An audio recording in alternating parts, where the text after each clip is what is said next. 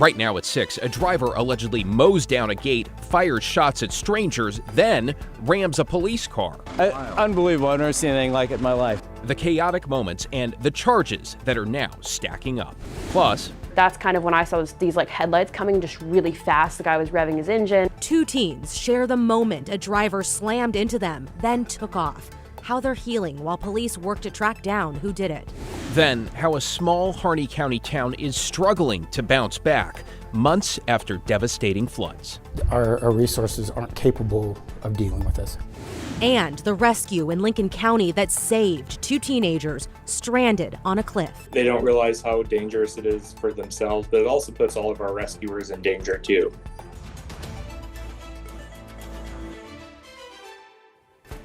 First at 6, new details about a driver authorities say triggered a police chase, gunfire, and a dramatic arrest. Thanks for joining us. I'm David Molko. And I'm Christine Pitawanich. This is how it ended in Sherwood with crime scene tape, a banged up patrol car, and both an officer as well as the suspect being taken to the hospital. Joe Ranieri shows us how it all unfolded. The one thing we didn't find out in court earlier this afternoon is what led up to this, what appears to be a random rampage in Sherwood. But I did speak to one of the victims who told me they were laying flat down in their RV as it was getting shot at. When you go into a storage facility, it's generally one of the more quiet places you can go to. How he got through here is unbelievable. I don't know how it's possible to have got through this gate. The RV wine and storage facility off Langer Farms Parkway in Sherwood was anything but quiet late Sunday afternoon when Tigard police say this man, Travis Bloomhagen, drove his truck through a 3-inch steel gate and started shooting at people. He actually also shot at a kid in their detail in a pickup. So that kid ran for cover and hid in a storage unit. That is wild. Unbelievable. I've never seen anything like it in my life. That kid took off and hid from the bullets inside an open storage unit. Thankfully, he wasn't hurt, but according to police, he then drove around the property and started shooting at two people who were in this RV. Well, at least the guys in the RV got shot at 8 or 9 times. You could see all the bullet holes in there and count them up. The victims inside the RV told me off camera they ducked down and stayed on the ground until the shooting was over. Bloomhagen then drove out of the storage facility where he was spotted by a Sherwood police officer when, according to Tigard police, then put his truck in reverse and tried ramming a Sherwood police officer. That officer was taken to the hospital. Bloomhagen then fired his gun at officers who then returned fire. After climbing out of his sunroof out of his pickup, he then surrendered to officers before being arrested. Thankfully, nobody was hurt from the shots that were fired.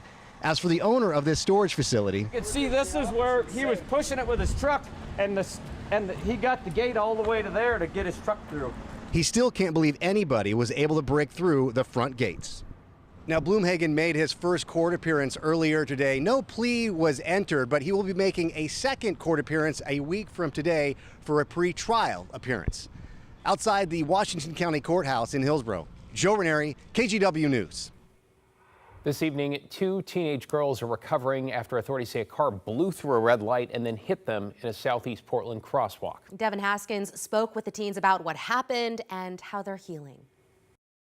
See, it's getting better. It's getting a lot better. Day 8.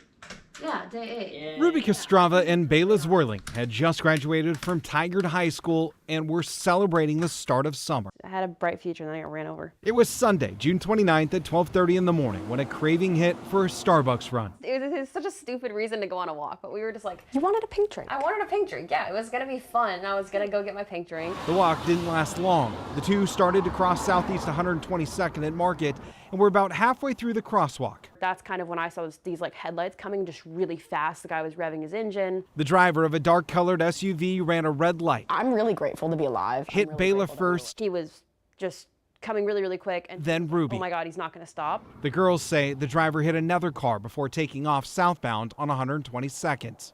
I do think there's an issue of that was seriously concerning. If you hit 2 young pedestrians, another car, and your instinct is, I got to get out of here. Ruby's injuries were more severe. She spent 5 days in the hospital, the impact breaking her leg. And I don't remember anything other than my leg felt really cold and everything went dark for a second. Bayla was a little luckier, but still scarred by what happened. Because I think he hit me with the left corner of his car because I have a bruise that's like the exact shape of a headlight, like distinctly the shape of a headlight. Now they're trying to stay positive, I don't really know what else to have about it. even as the injuries keep them from the summer they had planned. Like I have a good chunk of my summer left too, and yeah, it's definitely not there anymore.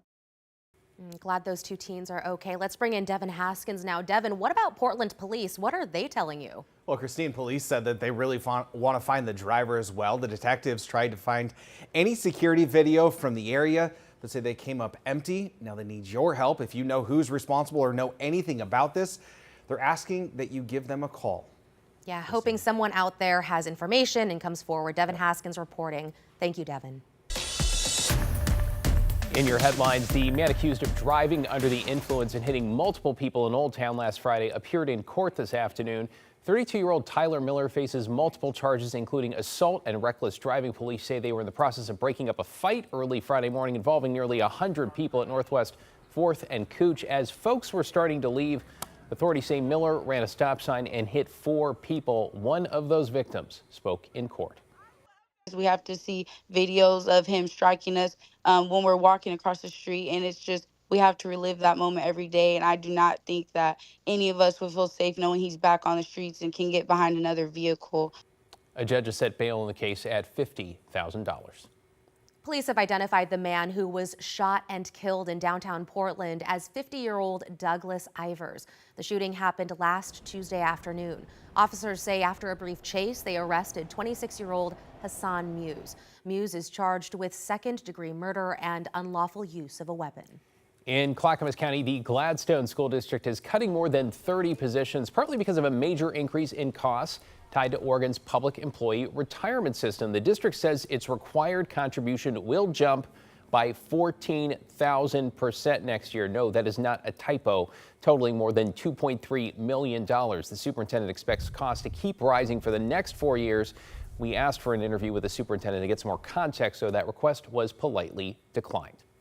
And the iconic Thompson elk statue is one step closer to returning to downtown Portland. Construction started today to restore the statue and its fountain. You may recall the city removed the statue back in 2020 after it was damaged during protests. The bronze statue has stood at that spot for more than a century now. A former mayor donated it to the city back in 1900. During the restoration, Southwest Main Street between 3rd and 4th Avenue is expected to be closed through the winter. Matt? Thanks very much, Christine. A beautiful day around the Northwest after a great holiday weekend for the most part, but things are warming back up. They won't get too warm, though, so we're in pretty good shape. It's 90 in Portland right now. That is our high temperature for the day so far. We look out from our view at Timberline Lodge in the Mount Hood National Forest, looking south towards Mount Jefferson and Central Oregon. We don't see any thunderstorm buildups there, but farther south, there are. So we got to go down to the California border, but we're getting lightning strikes down around Mount Ashland yet again today. And in Klamath County, south of Klamath Falls, likely these storms are not producing rain, but they are producing lightning. So we'll keep an eye on the fire weather situation there. The thunderstorm threat tomorrow expands across much of central and eastern Oregon, and we've got fire weather warnings up for these areas because of the threat of lightning and gusty winds with those storms. So we'll be keeping very, very close tabs on that situation there. Right now, though, you see the afternoon buildups here, and for us, the marine layer at the Oregon coast, but it's pretty thin. It's pretty shallow and scattered, and that means it's not going to be making inroads into the western valleys tomorrow, but it will be after that. We get cooler days midweek. Wednesday and Thursday look fantastic. We'll get the morning clouds, some afternoon clearing, and high temperatures not only not making 90, they don't even make 80, and that's only for a couple days, though, because we get another warm up as we stay dry into the weekend. The rest of the forecast, guys, in a bit. Appreciate you keeping us up to date. Thank you, Matt.